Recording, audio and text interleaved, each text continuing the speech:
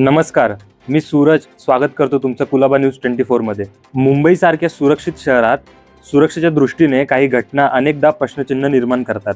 नुकतीच छत्रपती शिवाजी महाराज टर्मिनस परिसरातील GPO entrance जवळ एक घटना समोर आली आहे. इथे एका मुक्या आणि बहिऱ्या मुलाला काही नागरिकांनी संशयास्पद परिस्थितीत पाहिले.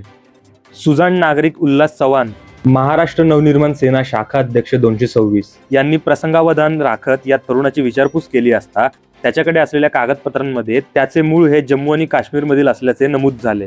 संशय येणारी एक बाब म्हणजे अशी की हा मुलगा बहिरा असला तरी याच्याकडे गाणे ऐकण्यासाठी इयरफोन्स आढळले. या कागदपत्राची सत्यता आणि या तरुणाचे नेमके मूळ ठिकाण याबाबत स्थानिकांमध्ये संशय निर्माण झाला. हा तरुण खरोखरच भारतीय नागरिक आहे की अन्य देशातील आहे याची खात्री नसल्यामुळे उल्हास चव्हाण यांनी तत्काळ पोलिसांकडे तक्रार नोंदवली.